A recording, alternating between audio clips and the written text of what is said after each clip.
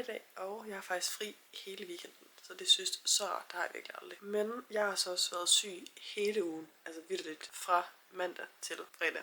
Og sådan i dag har jeg det endelig sådan okay, for jeg har virkelig været down bad. Så jeg tænker, at det vil jeg gerne udnytte. Jeg har en aftale med mine veninder her senere i dag, så jeg tænker, at jeg vil gøre mig klar nu, for jeg har jo bare set sådan her ud hele ugen. Og jeg føler, når man sådan endelig gør sig klar, efter man har været syg, man føler sig som et helt nyt menneske. Så det glæder mig faktisk lidt til. Men sådan helt generelt, så føler jeg også bare lidt, at de sidste sådan måneder, jeg har bare været sådan lidt nede i et hul, og sådan lidt negativ, hvilket ikke ligner mig, for jeg er faktisk en ret positiv person, har jeg fået fortalt.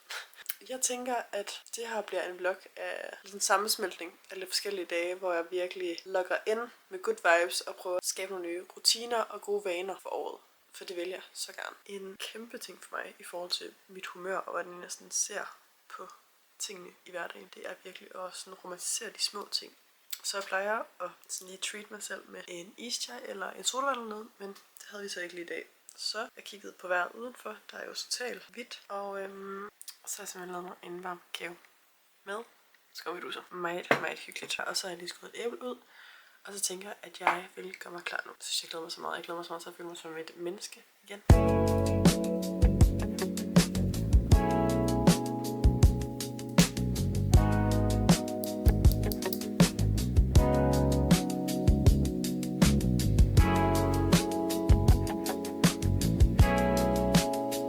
Så har jeg fået lagt make-up og taget smykker på. Jeg har bare blandet en masse guld- og sølvsmykker, hvilket er så mærkeligt for mig, for jeg har synes, at jeg ikke har haft guldsmykker på i vildt et halvt år nu. Backstory, det er fordi, at jeg er naturligt blond. Altså ikke sådan hvid blond, men sådan, ja, normalt blond. Og så farvede jeg det så mørkt selv her for et halvt år siden. Men hvis ikke du kan fornemme det. Det er ikke sådan en kæmpe forskel, men jeg har faktisk fået det farvet nu. Fordi at, jeg har mistet så meget hår de sidste par måneder. Så jeg har virkelig besluttet for, at nu skal jeg logge ind med Healthy Hair Journey igen. Og det er bare svært, når jeg skal farve mit hår hver sådan 3. uge, fordi at når du har mørkt, så mørkt hår, som jeg havde også, og så har lyst hår, så får du jo sådan helt hvid, altså du ser jo skaldet ud her, fordi din udgrunding er så hvid. Plus jeg gør det selv med voksfarve, for at gøre det billigst, og det er jo bare virkelig heller ikke særlig godt for håret.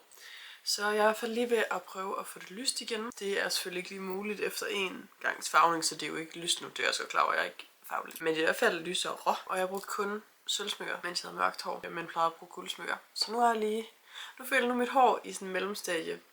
Så nu er mine smykker også lige sådan blandet. Jeg synes faktisk, det er fedt at mixe dem. Så jeg synes faktisk, det er meget cool lige at blande dem lidt. Men ja, så jeg skal have farvet mit hår igen om et par måneder. Og det skulle også gerne blive lidt lysere af sig selv med det farve, der er i nu. Jeg glæder mig meget til at se, hvordan det bliver. Nu skal jeg lige have fundet et outfit, og det glæder jeg mig også til. Altså jeg synes, det er så godt humør i dag, fordi det er bare første dag i 6 dage, hvor jeg vågner og sådan ikke føler, at jeg bare er død. Men klokken er faktisk også blevet ret mange efterhånden. Altså klokken er 2:30 nu. Så min pakke er kommet. Der har sidst ingen glæde følelse, når min pakke kommer. Altså jeg dresser også lidt unødvendigt meget op lige nu, fordi at jeg skal bare være sammen med 2 af mine veninder, og jeg tror ikke, vi sådan skal noget overhovedet. Jeg ved ikke, om vi skal ud fra lejligheden. Men jeg kan mærke, at jeg har bare lige brug for at føle mig som mig igen efter denne uge. Det her er mit flotte udgangspunkt, a.k.a. min nattøj. Altså jeg har både tøj hele vejen derovre, så har jeg tøj og jeg har tøj. Nej, så det er jo virkelig heldigt, at jeg har en pakke, der lige er kommet, fordi var ikke nok tøj. Klassisk go-to, det er også bare en skjort. Langærmet med en trøje under. Ja, jeg tager bare det her på, og så tager jeg bare en skjort med. Jeg kan tage over, hvis jeg ikke, vi skal lave et eller andet, eller sådan. Hvis vi skal lave noget uden for lejlighed, så er jeg for den her. Så det var det for mine get ready. Jeg føler mig simpelthen født på ny. Men nu er klokken faktisk lidt mange. Fuck, jeg skal til at køre. Men jeg har ikke rigtig spist noget frokost. Look at this. Jeg har lige noget California, kylling, tempura, reje og sådan noget soja og chili mayo. Jeg føler og synes, det er så sådan, bor stadigvæk hjemmekår og sidde inde på mit værelse lige nu og spise. Jeg vil godt lige sidde i fred og ro, så det bliver lige herinde. Også fordi jeg har faktisk lukket lidt travlt. Nå, jeg skal ikke lige helt sammen med mine venner endnu, fordi at jeg skal lige lade min bil først. Fordi min bil er egentlig delvis i stykker. Det er en elbil, men der er noget galt med sådan batteriet, I guess. Så den er kun lavet på sådan en hurtiglader, og den jeg har derhjemme er ikke en hurtiglader. Jeg plejer bare at sætte den i om aftenen, og så lader den over, og så om morgenen så er den jo klar. Men det kan jeg jo så ikke nu.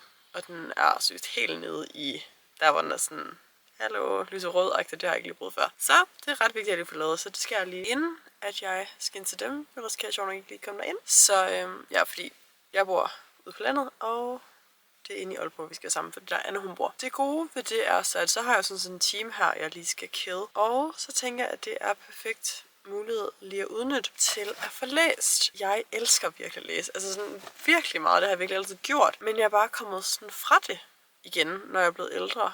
Så har jeg gjort det i sådan en periode, hvor jeg virkelig har været obsessed. Altså jeg kan seriøst sidde med det i flere timer og være sådan, jeg kan ikke lægge bogen nedagtigt. Og det vil jeg sygt godt tilbage til igen, for jeg tror, jeg vil godt lige lidt mere væk fra min telefon og skærme, og lidt mere engagere mig i sådan slow media, og mere fysisk media også. Så det er jo egentlig perfekt. Også fordi jeg skal lidt være i gang med en bog, før jeg sjovt nok er grebet af det. Så jeg tror, det der med sådan at skulle starte på noget nyt, jeg synes, det er lidt svært. Men jeg tror også, det er fordi, det her det er en anden genre, end hvad jeg plejer. Det her er meget sådan fantasy, og ikke sådan den fantasy, jeg har læst før. Fordi jeg elsker Harry Potter og sådan ting. Men Anna, hun er totalt grebet af sådan den her genre. Og mig Anna er bare så ens på alle mulige andre punkter. Så jeg tænker, at her, der truster jeg hende, og så må jeg simpelthen også være vild med det. Det er egentlig fint, så nu kan jeg bruge den her time, den I skal lade på at få læst. Pensklump ovenpå.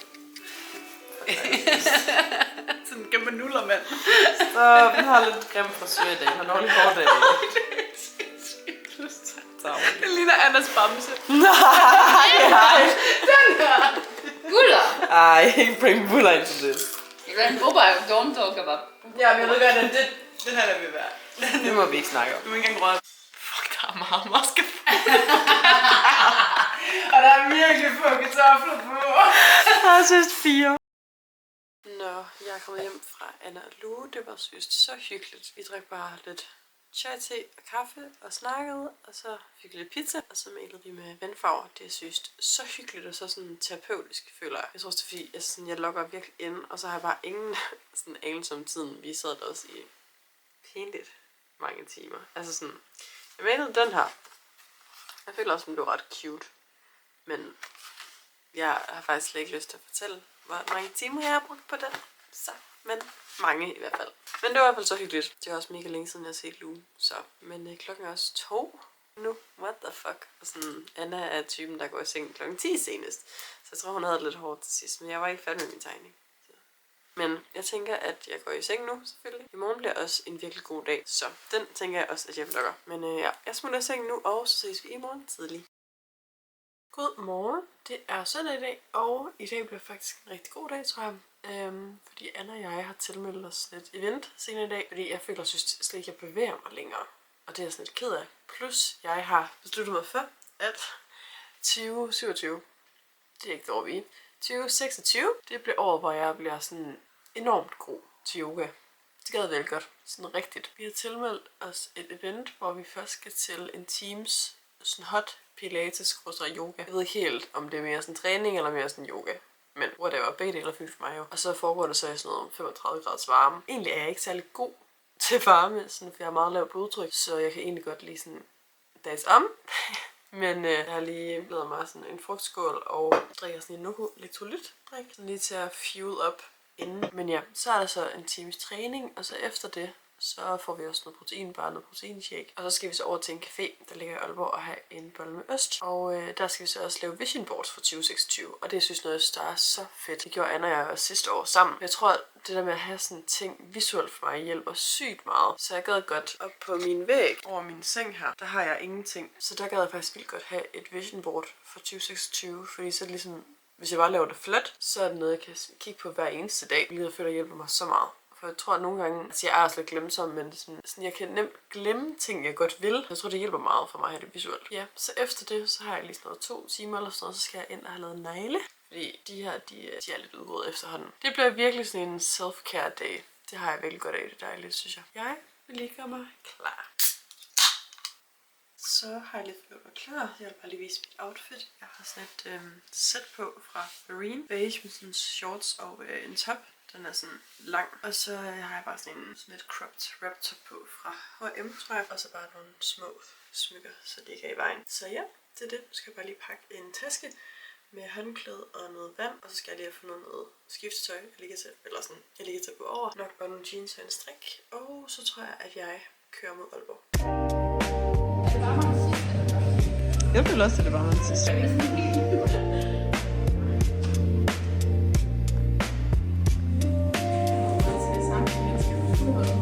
Så har vi været til event. Det var seriøst så fedt, synes jeg virkelig. Altså vi troede jo lidt, at det bare sådan var, vi har været til yin yoga der før, og det var mega chill. Altså sådan, du fik ikke pulsen op et eneste sekund. Det her var jo sådan pilates og sådan power yoga.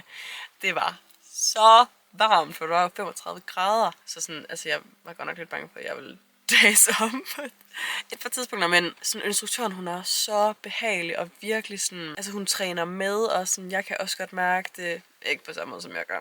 Hun var også bare sådan, lytte til din krop her i varmen og sådan nogle ting, så sådan, nogle gange så satte jeg mig også bare ned sådan tog en tår vand, lige fordi at jeg godt kunne mærke, okay, ellers så falder jeg måske lige om. Og sådan, det føltes jo lidt pinligt også, fordi jeg sådan, nu tror jeg, jeg sætter mig ned, fordi jeg er svagagtigt, men sådan whatsoever. Nej, det var så hyggeligt, og så satte vi os op på en café, og fik den der bolle med ost, sygt lækkert, og jeg fik en chai selvfølgelig, min yndlings. Og så lavede vi så vision boards. Det var mega hyggeligt. Jeg lavede det her. Jeg synes faktisk ægte, at det blev mega godt, og mega sådan, jeg er så glad for det sådan i fysisk form. Mega fedt, synes jeg, og de var så søde, de der piger der, vi hyggede virkelig, synes jeg. Så det var virkelig skønt.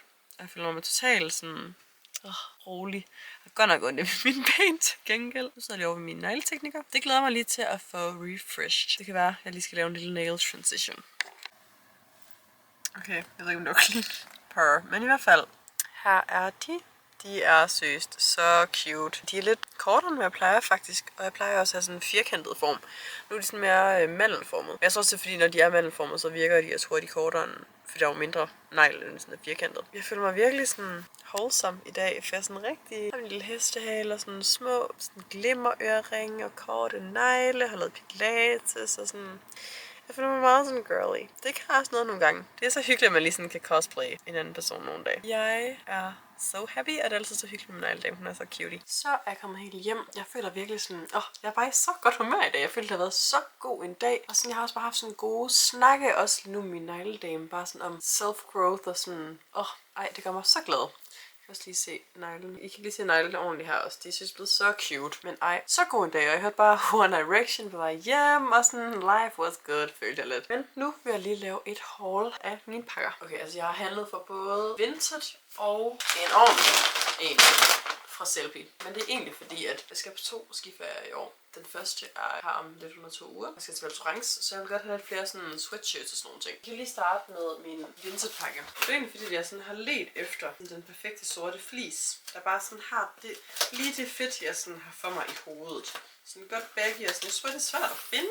Okay, slay faktisk. Det var faktisk ret meget sådan her, jeg følte, den skulle sidde. Fokuset er lidt dårligt. Den går lidt ind og ud. Jeg ved ikke, om jeg trykker på noget mærkeligt. Det føler jeg lidt, jeg har. Men ærligt faktisk god. Jeg føler, den sådan går godt ind her. Og jeg har givet sådan 180 for den. Og den går heller ikke for langt op i halsen, så man sådan. Så nu er vi on to. Det har faktisk været en t-shirt, fordi jeg godt gad at have sådan en Adidas vintage tee, og det kostede ikke skid. Det er dog en mande large, så jeg er lidt skeptisk. Men jeg synes, den er også fed. Okay, faktisk god. Altså, den er lidt lang, når jeg sådan bare lige gør sådan der. Men stadigvæk, den sidder fucking godt sådan i halsen, og ærmelængden er synes perfekt. Slay, altså jeg vil ikke normalt have de her bukser på. Jeg kan godt lide at stå på ski med en bæltetaske på ryggen, fordi så jeg har sådan nogle Oakley sådan udendørs solbriller med, og sådan min telefon og læbepomade og sådan nogle der ting. Men den jeg har, den er seriøst, den er for det første pissegrim, for den er blevet så afbladet, og solen den er sådan rød. Den er altså sort original. Og sådan stroppen her er blevet så løs, at sådan med tiden så ryger den bare ud, så jeg har sådan low-key lidt, så når jeg står, så har jeg sådan lidt en kappe. Den så sådan her ud. Den er meget cool, synes jeg. Men jeg kan da godt se, at der er godt nok ikke særlig mange rum her i. Nej, for søren. Det er da lidt nederen. Nu kommer vi mere til de der sweatshirts, der er købt. Det her er sådan en brun vintage Adidas. Okay, nej, faktisk god størrelse. Igen, det ser lidt wack ud med de bukser her. Den er faktisk fint, jeg var sådan, jeg synes den mærkede så tynd, så bange for den blev lidt for sådan slatten. Nej, den er faktisk meget cool. Success again. Aldrig i mit liv har jeg lavet en tommel op før, det kommer ikke til at ske igen, sorry. Næste sweatshirt ser sådan her ud. Oh my god, den hals ser kæmpe ud. Nej. Okay, den sidder ikke lige så godt. Sådan halsen er meget stor, føler jeg. Der er meget hul heroppe. Jeg skulle nok have en t-shirt under. Farven er lidt off, synes jeg. Det er faktisk lidt en skam, for jeg synes faktisk, at selve sådan, det med ærmerne er sådan noget meget cool. Men jeg vil aldrig i mit liv tage den på til de her bukser. Fordi det er så mærkeligt med den blå farve også. Jeg vil nok tage sådan en sorte lavtallet, hvor sådan skridtet er lidt længere nede-agtigt. Så er vi kommet til det sidste, og jeg har simpelthen glemt, hvad det er. Okay, slay. Det er en patta, tror jeg. Igen, det har jeg heller ikke noget skidt for at gøre, men den koster synes 70 kroner for en fucking patta, tror jeg. Okay, faktisk også god. Sådan, det er sådan lidt en midt imellem størrelse. Igen med nogle sådan lavtallede bukser. Okay, nice. Det vil jeg faktisk godt påstå var et ægte succesfuldt haul. 10 ud af 10 herfra. Okay. 8,5 ud af 10. Jeg er godt nok også super træt nu, efter det også var jeg sov jo ikke særlig meget i nat, fordi jeg kom hjem i går kl. 2. Men jeg ved ikke lige, hvornår næste vlog er, men det finder jeg ud af om 3-2 nu. Godmorgen, det er torsdag. Don't mind dem her, der lige stikker ud. Jeg ved ikke lige, hvad de vil. Jeg har simpelthen været syg igen. Altså sådan, nu må det synes være nok. Jeg har stadigvæk ikke lige sådan helt på toppen, men jeg har noget arbejde eller forskellige planer, jeg skal i dag. Jeg vågnede sådan kl. 9, og så facede med min kæreste fra Frankrig, og nu har jeg så bare lige gjort mig klar. Sådan. Næsten. Jeg er så snottet. Jeg føler sådan, at jeg kan slet ikke orientere mig, men sådan er det. Men nu, jeg har nogle gyozaer, nogle grøntsagsgyozaer, der skal til at laves, for jeg bliver gammel, så jeg tænkte, jeg vil lave dem til senere. Og så er jeg lige ved at se YouTube. Jeg er lige ved at se en Surfer-Dofer-vlog. I tiden så hyperfixerer jeg meget på Australien, så det er lige det vej, vi kører. Men vi skal lige steges. Planen, den er i hvert fald, at klokken 11 nu, og kl. 12.30, der skal jeg ind til byen, for jeg skal filme noget content for en virksomhed. Så skal jeg lige lave noget arbejde der, og bagefter skal jeg faktisk til yoga. Jeg er så den eneste, der har tilmeldt den her yoga-team. Det er lidt stress over, så det er bare mig og instruktør. Det må vi lige se, hvordan det bliver. Lapper det vildt meget, det her måske. Så er det sådan en introduktions-yoga-team. Men efter det, så skal jeg så også hjem til Anna, fordi vi har aftalt, at vi skal lave taste-test på faste lavnsboller. Vi kører fra lavkagehuset i dag. Så det glæder jeg mig til. Og så skal vi også se Tell Me Lies, fordi at sæson 3 er jo ude lige nu. Og seriøst, altså den serie, vi kan ikke se den selv, fordi man bliver så irriteret og sådan frustreret. Og, altså jeg kan ikke. Altså det, wow, den sætter sig vi pisse i kog, men alligevel er den mega god. Så vi er enige om, vi kan ikke se den selv. Fordi sådan, jeg kan ikke bare sidde og kigge på det, og så tager vi telefonen op eller sådan noget, fordi jeg bliver så stresset. Så det er planen for i dag. Klokken er faktisk kun 5:11, og jeg skal først køre sådan noget klokken 12. Så jeg tænkte lige, at vi laver en ischai. Jeg er ikke helt bedst lige at lave den der fredsted pulver-chai, den der bare hedder krydret. Men der er vist ikke mere af, så jeg har også den her chai-sirup, som jeg lige kommer til at lave det med i dag. Så tager jeg egentlig bare et glas. Okay, jeg plejer faktisk aldrig at lave det i sådan her glas. Jeg kan godt lide at have sådan et hyggeligt glas at gøre det i. Ej, nu har jeg brugt der. Jeg plejer at fylde den helt med is, så der hele glasset bliver helt koldt, og så når jeg laver den, så tager jeg bare noget af det ud, så der ligesom er plads til det. Men så hælder jeg bare mælken i først. Pretty much hele vejen. Fordi den her sirup er faktisk virkelig stærk. Der skal virkelig ikke særlig meget af den i. Så lad os tage bare lidt sukker og rundt.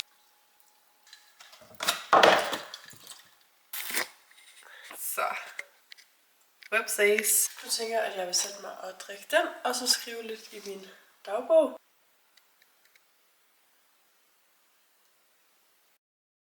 Nå, klokken er faktisk kun 3. Vi blev mega hurtigt færdige. Jeg havde tænkt, at jeg sådan skulle direkte fra arbejde til yoga til Anna og sådan. Altså, jeg har jo yogatøj på under mit arbejdstøj, sådan noget, under mine sudpants. Så jeg føler mig virkelig sådan.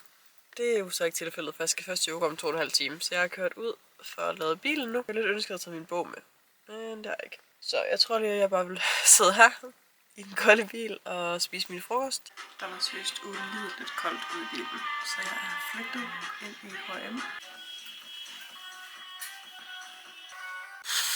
Ej, der er så koldt! Ej, men så gik lige rundt i centret, og så kom vi i H&M. Der var sådan sygt meget tilbud på sådan nogle udvalgte varer. Det er nok sådan en rest, I guess. Men jeg prøvede en masse sådan basic t-shirts, langærmagtigt, sort og hvid, men egentlig ikke særlig meget min stil. Men sådan meget sådan cutesy. Men ja, jeg endte med at købe den der hvide v-neck langærmet, som jeg lige viste der til 50 kroner. So cheap. Så det var meget nice. Jeg er lige parkeret. Jeg har lige fundet ud af, at det er power yoga, jeg skal til. Jeg tror, jeg faktisk sådan skal bevæge mig lidt. Men jeg tænker lidt, at jeg lige vil hurtigt, inden jeg skal op, lige fjerne min make-up. Det er inde i sådan en opvarmet lokale, ligesom det der pilates der med 35 grader. Jeg har også meget make-up på lige nu, fordi jeg skulle filme i dag, og det godt være lidt flot jo. Men der er stadigvæk flere, der vil sig på, så det bliver bare mig instruktøren. Men helt ærligt, skal jeg lige take a breather og være sådan, okay, fuck hvor nice. Altså sådan, så får jeg jo virkelig sådan personlig undervisning nu for free. Jeg er lige kommet tilbage fra min hot yoga team. Seriøst, fuck det var rart. Jeg føler mig sådan totalt sådan at peace og virkelig sådan nede i gear, men alligevel er det bare så sådan, altså man skal virkelig ikke sove på det, fordi det er faktisk virkelig hårdt, også fordi det føles jo hårdt, at det er, fordi at man er inde i de her 35 grader, og lige inden jeg kom derind, der havde der også været en Power Pilates team med sådan mange deltagere, så rummet er jo bare mega varmt. Hun slukkede så lyset, det var kun sådan nogle små lys, der var på jorden, sådan nogle, sådan falske stearinlys. Dejlig atmosfære, men jeg er glad for at tage min makeup af. Men ej, det var så dejligt, og det var slet ikke skræmmende, at det bare var mig henne, fordi jeg var godt nok lidt sådan, Hun sagde altså, at normalt så aflyser man egentlig, når der kun er en, der melder sig på, men det her var jo sådan en introduktionsteam, så det ville de ikke aflyse. Så det foregår så også på engelsk. Det synes jeg også er lidt rart på en eller anden måde. Forskellen på pilates og yoga, altså det er jo to vidt forskellige ting, men du ved, pilates er jo træning, og yoga er jo en helt anden måde at bruge kroppen på. Så er det ikke ting, du skal gøre, og du skal gøre den pose rigtigt, men det stadigvæk handler mere om at føle, og for mig personligt i hvert fald det at connect med sådan en spiritualitet. Det synes jeg virkelig var dejligt. Helt vildt. Jeg er sådan totalt nede i gear. Så gik jeg lige normalt på vejen, for jeg havde virkelig brug for noget at drikke. Jeg havde glemt vand, og jeg er totalt people pleaser, så der var sådan, vil du ikke have noget? Så var jeg sådan, nej, det er fint. Og sådan, jeg daser jo om. Så det gjorde jeg ikke der. Så jeg gik lige ind, men de har godt nok ikke så mange ting i køleren, udover energidrikker. Det er ikke lige det, jeg har lyst til her nu klokken 9, efter jeg er til yoga, så det er ikke lige sådan. Jeg købte bare den her sådan en jordbær-hindbær-drik. Det lød meget lækkert, og den er dejligt kold. Det var mest, det var vigtigt. Ja, og man skal jo trække vejret gennem næsen hele vejen igennem, og min næse er jo helt stoppet, så jeg var bare sådan, det kan jeg ikke. Men nej, i normalt, der fandt jeg den her. Der var kun én tilbage, så jeg kan godt fortælle, at der har været rift om dem her. Altså mig, som er dronningen af sådan a little fun drink om dagen. Mig med min ischai. Sådan helt aldrig sådan noget, jeg får lidt kuldegysninger. Nu skal jeg lige reparkere, fordi jeg holder lidt langt væk fra Anna, og jeg magter ikke lige gå hele vejen, når der er så mørkt. Havde der været sommer, så havde jeg gjort det, men sådan, det gider jeg ikke lige at stille lidt scary. Life as a girl. Jeg prøvede lige sådan at blande det lidt, så jeg har taget en normal vanilje. Den her. Og det her, det er creme brûlée. Den her tog jeg, fordi der var mega mange af dem alle sammen, men den der var der kun én tilbage. Så jeg var sådan, okay, så må der være rift om den der. Er det hindbær, eller hvad? Det er hindbærballade. Og det er rabarber med chokolade, for jeg ved, vi godt kan lide rabarber. Jeg har jo så ikke fået det i dag. Nej, det er sådan for dig. Der var et barn, der snottede på min fastelavnsbolle, så jeg kunne ikke få en i dag. Altså, fordi jeg arbejder i en vuggestue. Nej, det var bare forkert. Ud af næse og mund snot, så jeg kunne ikke spise den. Jeg kan lave en rating inden hvad vi tror. Min rating kommer til at være... Altså fra bunden af. Ja, vanilje, hindbær, hvid chokolade og rabarber og creme brûlée. Jeg glæder mig til rabarber, men jeg tror, jeg kommer til at synes det samme som dig. Ja, se snittet. Ja, wow. Hold da op, der var creme. Victor, han var lige fra resterne. Ja, ej. Så siger du ej. Det var fordi, jeg var sådan, kan vi godt spise 4? Så var jeg sådan, nej, det er kun 2 til hver. Så var jeg sådan, nej, det kan vi godt. Så jeg ved ikke, om der er rester. Jeg føler faktisk ikke, den smager så meget. Altså, det smager godt. Der skal også meget til, for at vi sådan, det gider jeg ikke have. Nej. Men jeg føler, at den har godt af lidt mere. Ikke ned af hagen. Der er lidt creme, det smager bedre med cremen. Nu ønsker jeg ikke at blive YouTube-kendt, så jeg kan godt lide sådan her. Okay, cute. Indeni. Okay, jeg tror, der er noget... Skål. Det smager faktisk meget af hindbær. Men den er rigtig, rigtig god. Men jeg er også lidt træls, jeg har støttet. Det er lidt svært for mig at smage. Jeg gider ikke flere snottede mennesker i nærheden af min fastelavnsboller. Nej, jeg skal nok lade være med at snotte på det. Det var ikke noget. Altså, ligner det, jeg ikke har noget tøj på? Eller kan man godt se? Altså, chat, skriv, hvis man ligner. Skriv chatten. Snittet. Ej, man kan se sådan noget rhubarb. Der er også noget jamie. Skål. Den kan jeg bedre lide. Den er god. Er det ikke min tur? Nej, nu er det lidt the moment.